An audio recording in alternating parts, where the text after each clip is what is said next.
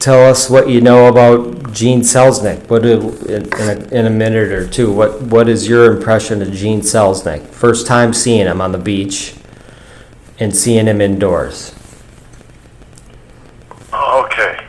Indoors, I saw him in the finals of the 62 Nationals, and I thought he was the greatest indoor player I've seen, and I thought he was the greatest hitter. And then he also passed every ball with his hands and never threw the ball. He was the best digger. He was the best indoor player. And what really amazed me was how hard he could hit the ball. And they had a three-man block then, and he never got blocked. I mean, he was unbelievable.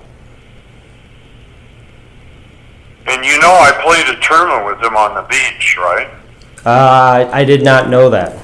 Yes. Where and how'd you guys do? We won. We played Lang and Ernie Swar in the finals. And we played in 1965. It was let's see. I'd have to go back and figure that out. It was either the second or third tournament I won. And somehow he asked me to play. And it was really neat. I couldn't believe. I didn't know it. He had a sore neck. And he was hurting at the start. And I thought, I wasn't sure if he liked playing with me. But anyway, we ended up playing really good. And I couldn't believe how good he was. And he was an unbelievable setter. And I really, the positive thing I like to get out is that Lang and Selznick were great setters. And it puts me in a bad spot because I'm not going to say everyone thinks Karch is the greatest player. Well, I'm not saying Selznick was better than Karch, but I don't think Karch was better than Selznick. So that's being pretty positive, I think. That's the same thing Lang said. And I know Selznick, he passed every ball with his hands. So Karch was a better bump passer. But Selznick could pass the whole tournament with his hands. And Bernie Holtzman is my big peeve. Dig Magazine doesn't even know Bernie Holtzman existed. Did you know Bernie Holtzman could, when he played, I saw him play a tournament with Selznick when they were old. And Holtzman set Selznick off the pass.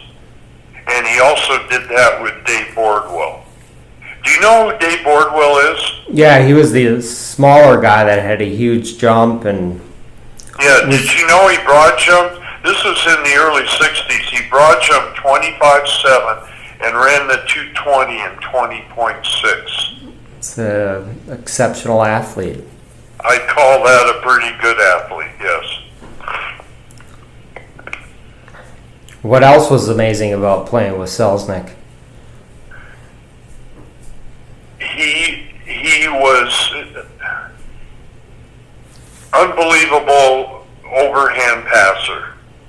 And he passed with his hands pretty much all the way to the end until he didn't play with Lang anymore. He was an unbelievable setter, a great hitter, and he probably dug more balls than anybody.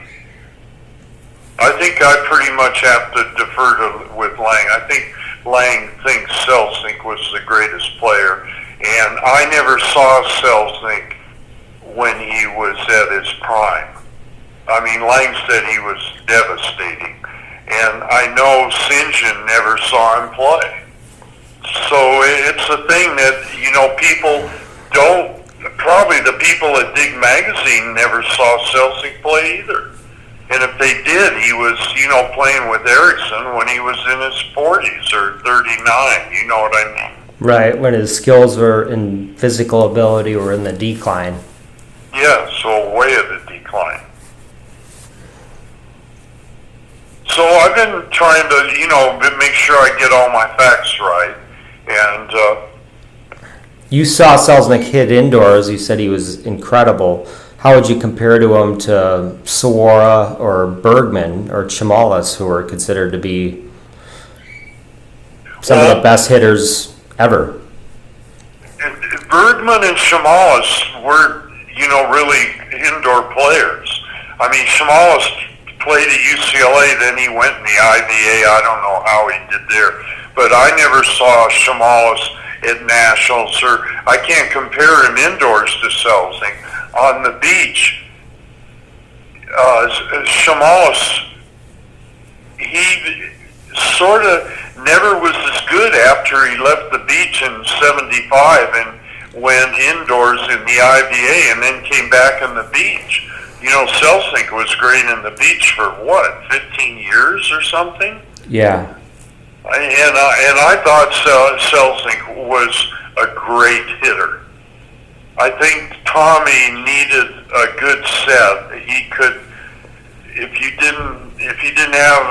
had back set sometimes, he didn't have the ball control that Selznick had. I thought Bergman was incredible on the beach. I don't know that much about Bergman indoors. I think he was a little bit like me. He played, but he wasn't really known as a great indoor player. He was probably way better than when they picked the Olympic team in '68.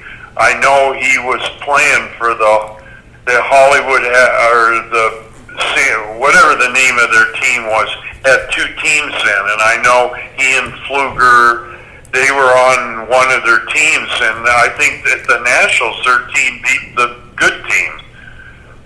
They were really good.